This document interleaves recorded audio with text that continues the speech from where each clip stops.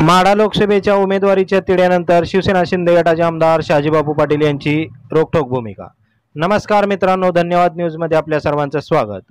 माढा लोकसभा मतदारसंघामध्ये सध्या विद्यमान खासदार रणजितसिंह नाईक निंबाळकर व भाजप नेते धैर्यशील मोहिते पाटील यांच्यामध्ये सध्या उमेदवारीवरून जोरदार रस्सीखेच सुरू असल्याचे पाहायला मिळत आहे।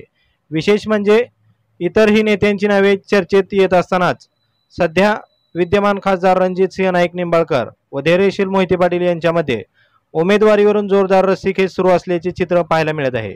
याबद्दल आता शिवसेना शिंदे गटाचे आमदार शहाजीबापू पाटील यांनी रोखठोक भूमिका घेतलेली असून रणजितसिंह नाईक निंबाळकर व मोहिते पाटील यांच्या उमेदवारी संदर्भात सर्वात मोठे भाष्य केलेले आहे। पहा नेमकं काय म्हणालेत आमदार शहाजीबापू पाटील। माढा लोकसभेच्या उमेदवारांवर सध्या चर्चा रंगते। माढा लोकसभा पक्षप्रमुख काय उमेदवारी दिली?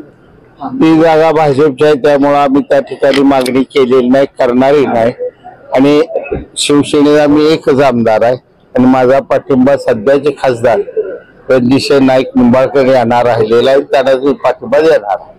मोहिते पाटलांचा उमेदवार त्यांचा पाठिंबा असणार आहे? माझा पाठिंबा नाही का, त्यांना पक्षाने तिकीट दिले तर काम करेल, पण उमेदवार म्हणून निंबाळकरांचं समर्थन करणार, कारण त्यांनी गेल्या 5 वर्षात अतिशय चांगल्या पद्धतीने पंढरपूर सांगोला या भागात काम केलेलं आहे। खास करून आमचे सिंचनाचे प्रश्न सोडवण्यात रणजितसिंह निंबाळकरांचा सिंहाचा वाटा आहे। सध्या माढा लोकसभा मतदारसंघ हा भाजपचा असून यामध्ये विद्यमान खासदार हे रणजितसिंह नाईक निंबाळकर आहेत। विशेष म्हणजे गेल्या वेळी त्यांना मदत करणाऱ्या मोहिते पाटील कुटुंबाने यंदा आता स्वतःच उमेदवार होण्याची भूमिका घेतली असून यामुळे माढा लोकसभा मतदारसंघाच्या जागेवर पेच निर्माण झालेला असतानाच आता शिवसेना शिंदे गटाचे आमदार शहाजीबापू पाटील यांनी आपली भूमिका स्पष्ट केलेली असून माढा लोकसभा मतदारसंघात सुरू असलेल्या चर्चेवर आता त्यांनी रोखठोक भूमिका घेतलेली आहे।